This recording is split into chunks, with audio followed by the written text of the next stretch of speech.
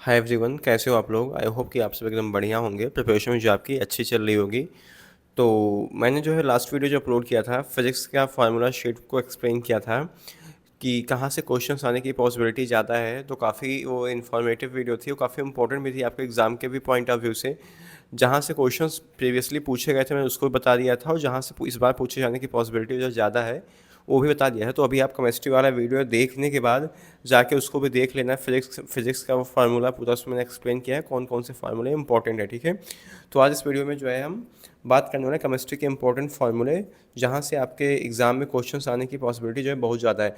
अगर चाहे आप यूपी सीनेट की तैयारी कर रहे हो या फिर आप यूपी जीईटी, ठीक है, यूपी जीईटी मतलब जीएनएम एंट्रेंस एग्ज़ाम का जो टेस्ट होता है, आप अगर या तो उसकी तैयारी कर रहे हो तो दोनों लोग इससे देख सकते हो, काफ़ी इंपॉर्टेंट है। और वीडियो को स्किप बिल्कुल मत करना, क्योंकि इसमें जो फार्मूलाज बता रहा हूँ ना, यहीं से क्वेश्चंस आपके बिल्कुल आ सकते हैं, बहुत ज़्यादा पॉसिबिलिटी है। तो चलो जो वीडियो शुरू करते हैं। So hey everyone, welcome to Florence Academy Excellence for nursing. I am Shom Upadhyay, BSc nursing intern from KGMU Lucknow. तो हम लोग सबसे पहले क्लास 11 से शुरू करते हैं। तो पहला हमारा जो चैप्टर है some basic concept of chemistry. तो यहाँ पे आपको जो है वो मतलब इम्पोर्टेंट है स्कोप ऑफ केमिस्ट्री, ये सब थोड़ा डेफिनेशन दी है, बट उतना आपके इम्पोर्टेंट नहीं है। ये आप थोड़ा देखो, याद कर लेना चाहिए कि सॉलिड क्या होता है, लिक्विड क्या होता है, गैस क्या होता है। इसका डेफिनेशन पूछ के आपसे वहाँ पे ये सब ऐसा ऑप्शन में रख सकता है। तो ये इंपॉर्टेंट है आपके लिए। ये भी याद करो, एलिमेंट क्या है पढ़ लेना, कंपाउंड क्या होता है, मिक्सचर क्या होता है, होमोजीनियस क्या होता है, हेट्रोजीनियस क्या होता है। ये सब काफ़ी इंपॉर्टेंट है आपके एग्जाम के पॉइंट ऑफ व्यू से। तो प्लीज़ ये सब एक बार जो थियोरेटिकल पोर्शन इसमें दिया ना, जो थियरी मैंने इसलिए फार्मूला शीट में वही इंपॉर्टेंट थियरी दिया हूँ जो आपके लिए इंपॉर्टेंट है। और ये फार्मूला शीट अगर आप डाउनलोड करना चाहते हो तो आप जाके फ्लोरेंस एकेडमी का ऐप प्ले स्टोर से डाउनलोड कर लो। वहाँ पे जो है आपको पीडीएफ अवेलेबल है, वहाँ से आप इसको डाउनलोड कर सकते हो इस पीडीएफ को।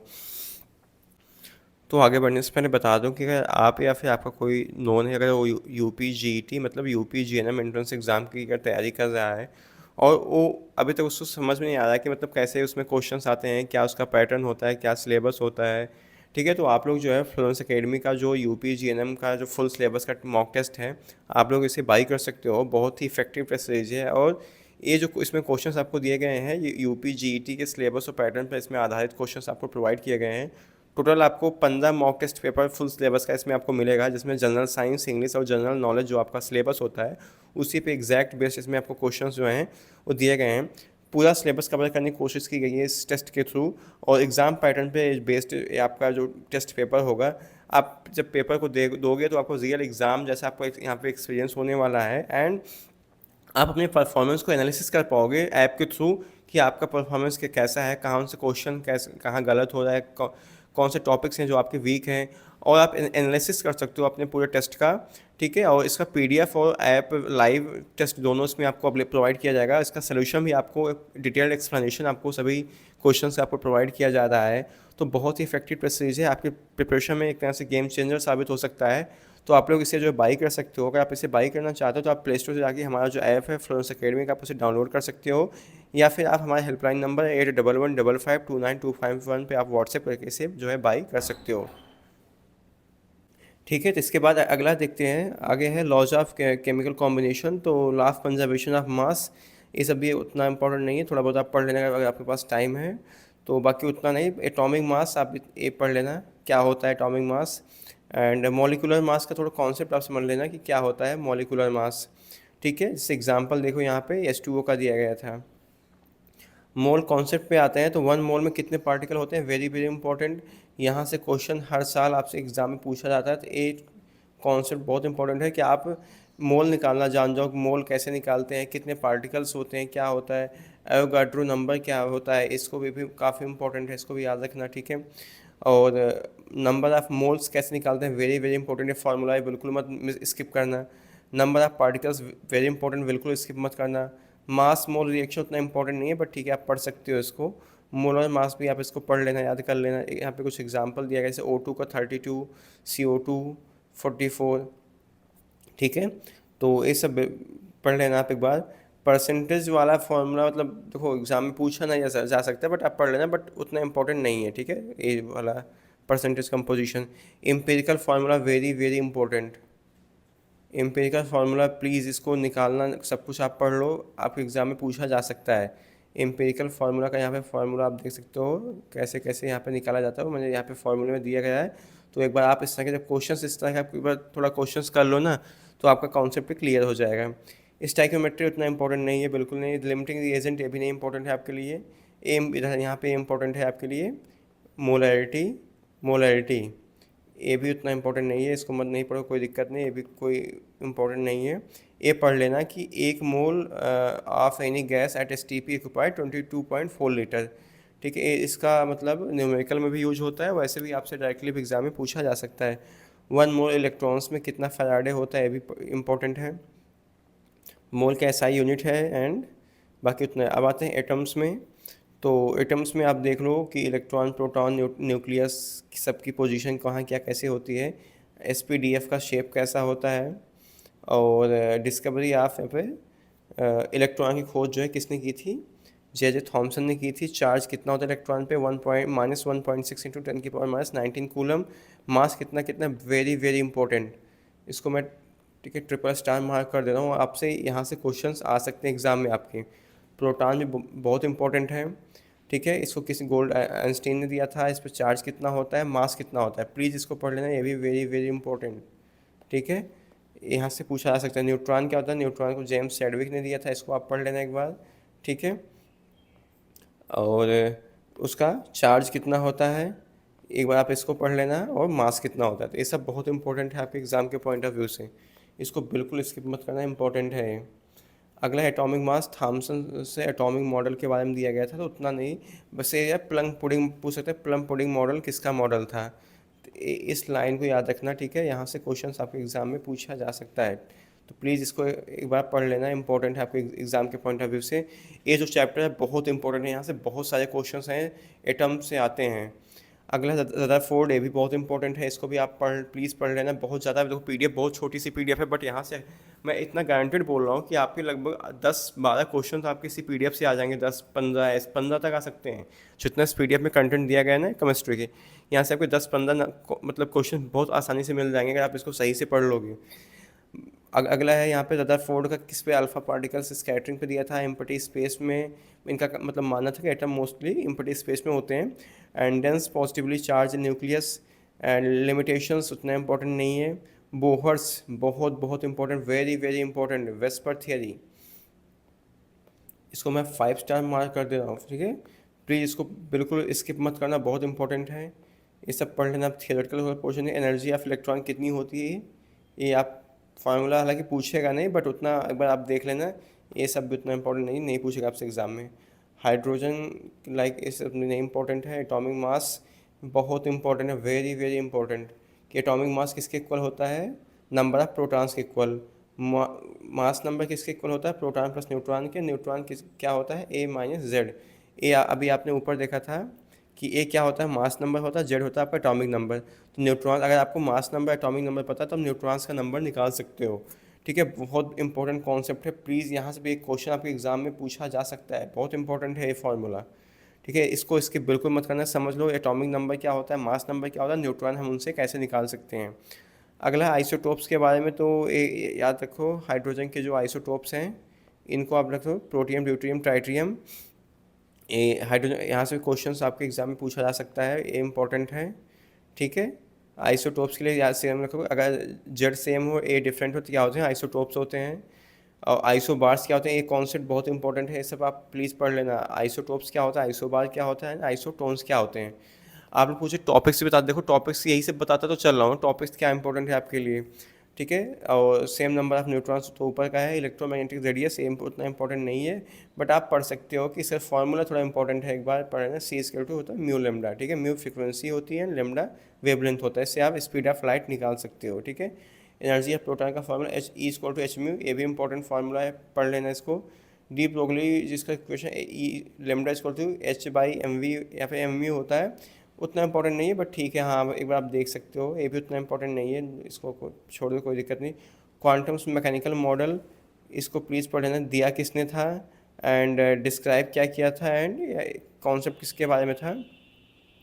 यहाँ पे सबसे पहले आपको पढ़ना है प्रिंसिपल क्वांटम नंबर्स में, आपको प्रिंसिपल क्वांटम नंबर अब शेल नंबर क्या बताता है, शेल नंबर बताता है, साइज एंड एनर्जी बताता है, ठीक है।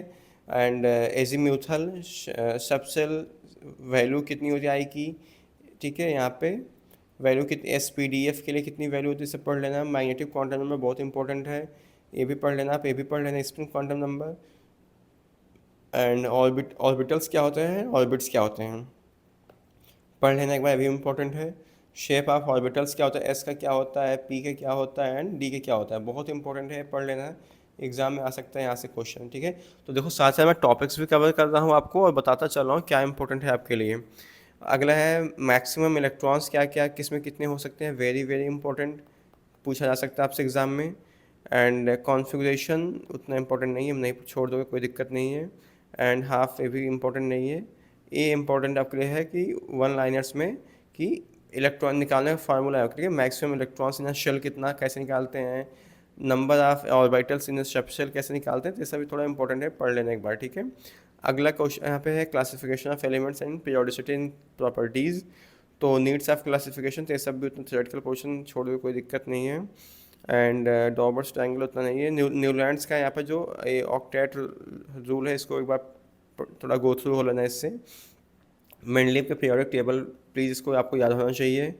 एंड उतना बाकी चीज़ें नहीं इंपॉर्टेंट है। मॉडर्न लॉ यहाँ पे की फैक्टर्स है बेस्ड ऑन एटॉमिक नंबर, नहीं ठीक है, ए याद कर, इसको थोड़ा पढ़ लेना, ठीक है। जो मॉडर्न पीरियोडिक टेबल है उसमें एक बार पढ़ लो, ठीक है। एंड फिर कितने पीरियड नंबर होते हैं, कितना शेल होता है, सब शेल कितना होता है, हॉरिजॉन्टल वर्टिकल, ये सब कितने पीरियड ग्रुप्स होते हैं, सब पढ़ लेना। ये यहाँ से क्वेश्चन आपसे एग्जाम में पूछा जा सकता है।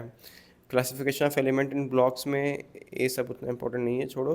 बस आपको इतना पता हो कि एस ब्लॉक कौन है, ग्रुप फर्स्ट एंड सेकंड होते हैं, ग्रुप 13 into 18 पी ब्लॉक होता है। एंड डी ब्लॉक कहाँ से होता है, 3 to 12 होता है। एफ ब्लॉक होता है lanthanide and actinoid. And inner transition elements, ये सब थोड़ा पढ़ लेना आप। एंड पीरियोडिक ट्रेंड्स में क्या है कि एटॉमिक रेडियस कब घटती है कब बढ़ती है, ये सब पढ़ लेना। आयनिक रेडियस क्या होता है पढ़ लेना। आयनाइजेशन एनर्जी कब घटती बढ़ती है भी पढ़ लेना। सब दिया हो, ठीक है। जितना आपको कुछ चाहिए परफेक्ट पूरा समझ लो कि पूरा आपका केमिस्ट्री रिवाइज हो जाएगी अगर आप इतना पढ़ ले रहे हो, ठीक है। तो बहुत ही मतलब इफेक्टिव शीट है, आप इसको प्लीज़ जाके ऐप से डाउनलोड कर लेना वहाँ से। अगला है आपको यहाँ पे ये सब एनर्जी उतना इंपॉर्टेंट नहीं है, ठीक है। घट ये सब पढ़ लेना, कहाँ घटती बढ़ती जो चल रहा है ना अभी, ये सब कहाँ घटती बढ़ती एनर्जी सब पढ़ लेना, आपके पास अभी टाइम है। मैं उतना एक्सप्लेन नहीं कर रहा, मैं जो बहुत इंपॉर्टेंट है वही आपको एक्सप्लेन कर रहा हूँ, ठीक है। बाकी ये सब पढ़ लेना आप। हेलोजेंस, एल्कलाइन अर्थ मेटल क्या होता है, एल्कलाइन, ये सब थोड़ा थोड़ी छोटी छोटी ये वन लाइनर चीज़ें हैं, बस आप पढ़ लेना एक बार, ठीक है।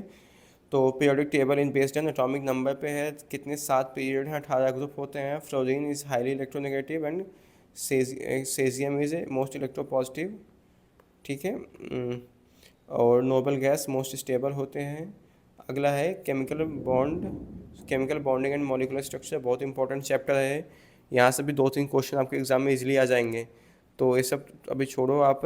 आयनिक बॉन्ड देख लो क्या होता है, ट्रांसफर ऑफ इलेक्ट्रॉन से होता है, मेटल प्लस नॉन मेटल के बनने से होता है। एग्जाम्पल से NaCl, सोडियम क्लोराइड, जो आप नमक खाते हो। कोवैलेंट होता है, form by sharing electron, non metal से बनता है, जैसे H2O2 के बीच बनता है, ठीक है। कोऑर्डिनेटिव बॉन्ड क्या होता है, shared pair donated one atom only, जैसे NH4+। हाइड्रोजन बॉन्ड क्या होता है, बहुत इंपॉर्टेंट है, ठीक है। वाटर के बीच में DNA सब हाइड्रोजन बॉन्ड पाया जाता है। ऑक्टेट रूल क्या होता है कि एटम से टेंड्स हैव टू 8 इलेक्ट्रॉन, इसके वैलेंस होने मतलब किसी की वैलेंसी को पूरा करने के लिए उसके जो ऑक्टेट में 8 इलेक्ट्रॉन्स होना जो है कंपलसरी होता है। एग्जाम्पल आपका BF3 PCl5 और इलेक्ट्रॉन, ये सब चीज़ें आप पढ़ लेना एक बार। और वो इंपॉर्टेंट है, वेस्पर थियरी पढ़ लेना, बहुत इंपॉर्टेंट है ये चीज़, आप पढ़ लेना, वेरी वेरी इंपॉर्टेंट, ठीक है। इलेक्ट्रॉन का शेप कैसा होता है और एंगल कितना होता है। अगला है यहाँ पे VBT, बहुत वेरी वेरी इंपॉर्टेंट है, इसको मैं मार्क कर दे रहा हूँ स्टार। प्लीज़ आप इसको पढ़ के जाना, इसको बिल्कुल स्किप मत करना। सिग्मा पाई बॉन्ड कैसे क्या होता है, ये सब भी आप पढ़ के जाना, भी इंपॉर्टेंट है आपके लिए, ठीक है। और आगे चलते हैं। अगला है बॉन्ड ऑर्डर, आपसे निकालने को नहीं पूछेगा, डोंट वरी, इसको आप छोड़ सकते हो। यस, पैरामैग्नेटिक डायमैग्नेटिक क्या होता है, वेरी वेरी इंपॉर्टेंट, हर साल इससे क्वेश्चन आता ही आता है कि पैरामैग्नेटिक से पूछा O2 क्या है, H2O क्या है, B2 क्या है, C2, ये सब की पैरामैग्नेटिक है डायमैग्नेटिक है, तो आप एक बार इसको प्लीज़ पढ़ लेना, बहुत इंपॉर्टेंट है। पोलैरिटी आप निकाल दे पढ़ सकते हो इसको। टाइपोल मोमेंट आपसे फार्मूला एक बार देख लेना, बट निकालने को नहीं पूछेगा कोई, इतना इंपॉर्टेंट नहीं है, ठीक है। ये आप जो इम्पोर्टेंट एग्जाम वन लाइनर्स है ना, इसको एक बार पढ़ लेना, क्योंकि वन लाइनर्स सीनेट के लिए काफ़ी इंपॉर्टेंट होते हैं। ठीक है। स्टेट्स ऑफ मैटर में आप ये बॉयल्स लॉ पढ़ लेना क्या होता है, चार्ल्स लॉ क्या होता है, गैलुसैक लॉ है, बस आप इतना पढ़ लेना। ठीक है। बॉयल्स लॉ, चार्ल्स लॉ पढ़ लेना, आपसे क्वेश्चन होते हैं आइडियल गैस इक्वेशन क्या होती है, इतना पढ़ लो आसानी से, बस इससे ज़्यादा कहीं क्वेश्चन नहीं पूछा जाएगा। सॉलिड लिक्विड गैस क्या होती है, सबके इनके बीच इंटरमोलिकुलर फोर्सेस का क्या ऑर्डर होता है, सब पढ़ लेना इंपॉर्टेंट है। Gaseous state most important. ठीक है भैया, देखो यहाँ पर लिखा है Boyle's law, Charles law and Avogadro number, ये सब नहीं पूछेगा, डोंट वरी, ये सब इतना इंपॉर्टेंट है। ठीक है। आइडियल गैस इक्वेशन बहुत इंपॉर्टेंट है, कौन कहाँ पे क्या रिप्रेजेंट कर रहा है, ये सब भी पढ़ लेना, वेरी वेरी इंपॉर्टेंट। ठीक है। अगला है यहाँ पे आर की वैल्यू, यहाँ पे है ए पढ़ लेना, बहुत इंपॉर्टेंट है, पूछा जा सकता है गैस कांस्टेंट की वैल्यू आपसे एग्जाम में। बाकी ये सब उतना इंपॉर्टेंट नहीं है, छोड़ दो, कोई दिक्कत नहीं है। ए पढ़ लेना, ग्राहम्स लॉ इक्वेशन इंपॉर्टेंट है। और काइनेटिक एनर्जी का फार्मूला आपको याद होना चाहिए। और आगे रियल गैस है, रियल गैसेस क्या होते हैं, ये सब भी पढ़ लेना इंपॉर्टेंट है। ये सब छोड़ दो, कोई इंपॉर्टेंट नहीं है। लिक्विड स्टेट में ये सब पढ़ लेने के बाद थियोरेटिकल पोर्शन, थ्योरी वाला सब पढ़ लेने के बाद बाकी जो बताना क्या इंपॉर्टेंट है। मोस्ट इंपॉर्टेंट वन लाइनर्स वाले ये सब ठीक है, आप पढ़ लेने के बाद इंपॉर्टेंट है वन लाइनर्स। ठीक है। थर्मोडाइनमिक्स में ये सब उतना इंपॉर्टेंट नहीं है, ठीक है, छोड़ दो, कोई दिक्कत नहीं है। आइसोबार्स क्या होता है, ये वेरी वेरी इंपॉर्टेंट, कि आइसोथर्मल क्या होता है, एडियाबैटिक क्या होता है, आइसोकोरिक क्या होता है, ये पढ़ लेना आप। ठीक है। बाकी और तो कोई इतना इंपॉर्टेंट नहीं है इसमें। ये बहुत इंपॉर्टेंट है, इस फार्मूले को प्लीज़ मत छोड़ना, पढ़ लेना इसको। यहाँ पे ये सब भी देख लेना कौन यहाँ पे क्या है। वर्क डन, स्पेशल केसेस, ये सब नहीं पूछेगा आपसे एग्ज़ाम में इतना। ठीक है, कोई छोड़ सकते हो इसको। ये सब एंथैल्पी, ये सब ठीक है, पढ़ लेना, मतलब जैसे आइसोथर्मल प्रोसेस, ये तो नहीं पूछेगा, बिल्कुल नहीं आपसे पूछा जाएगा। एंड एंथैल्पी क्या होती है, एक मिनट, हाँ ये इंपॉर्टेंट है, एंथैल्पी एंड एंथैल्पी चेंज आप पढ़ सकते हो। एंड ये सब नहीं इतना इंपॉर्टेंट है, छोड़ सकते हो इसको। ये पढ़ लेना, relation C P minus C V equal to R, ये पढ़ लेना। एंड बाकी इतना इंपॉर्टेंट नहीं है फार्मूला। एंट्रोपी एक बार आप देख सकते हो। एंड गिब्स फ्री एनर्जी, ये सब नहीं पूछेगा आपसे एग्जाम में। ये पूछ सकता है कि गिब्स फ्री एनर्जी कब पॉजिटिव होती है, जीरो मतलब, और नॉन स्पॉन्टेनियस कब होती है। ठीक है। Spontaneous equilibrium and non spontaneous कब होती है, जब डेल्टा जी की वैल्यू नेगेटिव है तो स्पॉन्टेनियस होगी, जीरो है तो इक्विलिब्रियम में होगा, एंड पॉजिटिव है डेल्टा जी तो मतलब नॉन स्पॉन्टेनियस है। ये सब भी नहीं इंपॉर्टेंट है। थर्ड लॉ ऑफ थर्मोडायनेमिक्स, ये सब उतना इंपॉर्टेंट नहीं है। ठीक है। एंड ये सब भी ये पढ़ लेना है आप, ये शायद लास्ट ईयर पूछा गया था एग्जाम में, यहाँ से इस कॉन्सेप्ट से एक क्वेश्चन आपके एग्जाम में आया था। ठीक है, तो इसको पढ़ लेना, वर्क डन ये सब निकालना करना। ठीक है। बाकी मोस्ट वन लाइनर्स तो सबका पढ़ लेना एक बार, वन लाइनर्स काफ़ी इंपॉर्टेंट है। ठीक है, ये इंपॉर्टेंट है वन लाइनर्स, अगर कुछ नहीं कवर कर पा रहे हो तो वन लाइनर से कवर कर लो, उतने से हो जाएगा आपका। ठीक है। इक्विलिब्रियम में आप पढ़ सकते हो, ये सब उतना इंपॉर्टेंट नहीं है, छोड़ दो ये सब। ठीक है। प्रोडक्ट्स अपॉन रिएक्टेंट, ये सब पढ़ सकते हो। एंड रिएक्शन कॉसेस क्या है, रिएक्शन से कॉशियंट था। एंड ये सब इतना इम्पोर्टेंट नहीं है, ये सब छोड़ सकते हो। हाँ, ये पीएच वाले पीएच वाला कॉन्सेप्ट पढ़ लेना, पीएच न्यूट्रल एसिडिक बेस, ये सब पढ़ लेना, बहुत इंपॉर्टेंट है। ठीक है, बस इतना, इस चैप्टर से इतना कर लोगे हो जाएगा, बाकी कुछ आपको ये सब पढ़ने की कोई ज़रूरत नहीं है, डोंट वरी, छोड़ दो ये सब। ठीक है, छोड़ दो ये सब, कोई नहीं है इम्पोर्टेंट। ये सब के एस पी ये सब आपसे नहीं पूछेगा। ठीक है, ये पढ़ लेना, एसिडिक बेस न्यूट्रल बेसिक कब होता है। ठीक है, ये सब पढ़ लेना थोड़ा सा। ठीक है। रेडॉक्स रिएक्शन में इसमें यार आपसे तो मतलब ज़्यादा, बस इतना इसमें पढ़ लेना कि मतलब से ऑक्सीडेशन क्या होता है, रिडक्शन क्या होता है, ऑक्सीडाइजिंग एजेंट क्या होता है, रिड्यूसिंग एजेंट क्या होते हैं, इतना पढ़ लो, बाकी आपसे यार कुछ भी इसमें से नहीं पूछेगा। ठीक है, ये सब थोड़ा कॉन्सेप्ट पढ़ लेना आप, ये सब थोड़ा पढ़ लेना, प्रोटियम, ड्यूट्रियम, ट्राइटियम, ठीक है, क्या होते हैं, एंड एस ब्लॉक वाले एलिमेंट। ठीक है, इसमें तो आपसे मतलब जो सीनियर में होता है, इसमें चाहे आप रिलेटेड चैप्टर चाहे जो हो, सबको कवर करना, जितना इसमें दिया हूँ फार्मूला शीट में, आप सबको पढ़ के जाना, जितना बता रहे हैं इंपॉर्टेंट। ये सब पढ़ लेने के बाद थियोरेटिकल पोर्शन, छोटे छोटे चीज़ें हैं, समझ में आ जाएगा। एस ब्लॉक से रिलेटेड कुछ चीज़ें हैं इंपॉर्टेंट है, पढ़ लेना ये सब चीज़ें, थियरी मत छोड़ना। ठीक है, ये पीरियोडिक टेबल आपको याद होना चाहिए, बहुत इंपॉर्टेंट है ये। ठीक है, ये सब प्लीज़ इसको पढ़ लेना है, छोड़ना नहीं ये सब चीज़ें। ऑर्गेनिक केमिस्ट्री में तो ऑर्गेनिक तो उतना आपसे पूछता नहीं है ये सब चीज़ें, तो ऐसा प्लस आई माइनस आई ये सब आपसे नहीं पूछेगा। ये बेंजीन देख लो कैसे क्या होता है। एल्केन का फार्मूला, एल्कीन एल्काइन का फार्मूला क्या होता है, ये सब थोड़ा देख लेना एक बार। बाकी बेंजीन का फार्मूला याद रखो, स्ट्रक्चर्स का याद रखो। टाइप्स ऑफ पोल्यूशन आप याद कर सकते हो, ये एग्जाम में पूछा जा सकता है। इंपॉर्टेंट जो इफेक्ट्स हैं, ग्रीन हाउस इफेक्ट हो गया, ozone depletion and acid rain, पूछ सकते हैं एसिड रेन में कौन कौन से मुख्य गैसेस होती हैं, ग्रीन हाउस में कौन कौन से मुख्य गैसेस होती हैं, ओजोन डिप्लीशन के लिए कौन सी गैस मुख्यतः रिस्पॉन्सिबल होती है। तो प्लीज़ इसको पढ़ लेना, ये सब पढ़ लेना आप, ठीक है। एग्ज़ाम में वाला जिसमें एसिडिक न्यूट्रल बेसिक क्या होता है, सॉलिड स्टेट से आप जो है वो आप मतलब बीसीसी ये सब थोड़ा एक बार देख लेना, इसमें कितना पैकिंग इफेक्ट होता है। इतना आपसे हाई नहीं पूछेगा, बट ठीक है, आप छोड़ना नहीं, अपने टाइप से कोई गलती नहीं छोड़ के नहीं करना जाना है, ठीक है, पढ़ के जाना है ये सब चीज़ें। सॉल्यूशंस में ये सब थोड़ा पढ़ लेना क्या होता है, ठीक है। एंड कोलिगेटिव प्रॉपर्टीज़ थोड़ा एक बार पढ़ लेना, ये सब चीज़ें इंपॉर्टेंट हैं। एंड कंसंट्रेशन टाइम में ये सब उतना इंपॉर्टेंट नहीं है, बट ठीक है देख सकते हो, बट उतना इंपॉर्टेंट नहीं है। ये सब राउट्स आप ये सबसे नहीं पूछेगा, छोड़ो ये सब चीज़ें। एंड आगे बढ़ते हैं। नर्स्ट इक्वेशन, ये भी नहीं इंपॉर्टेंट है, ये भी नहीं इंपॉर्टेंट है आपके लिए। ऑक्सीडेशन कहाँ पे होता है और रिडक्शन कौन कहाँ पे, तो ऑक्सीडेशन एनोड पे, रिडक्शन कैथोड पे, ये सब इंपॉर्टेंट है, इसको पढ़ के जाना, बिल्कुल नहीं इसको छोड़ना, इसको स्टार मार्क कर देना, ठीक है, एग्जाम में आ सकता है आपके। अगला है and half life of first order, पूछेगा नहीं बट फार्मूला याद रखो। एंड यहाँ पे अगला है जो सॉलिड लिक्विड गैस है सब, तो ठीक है आप पढ़ सकते हो, देख लेना, थियरी छोड़ना है, ठीक है।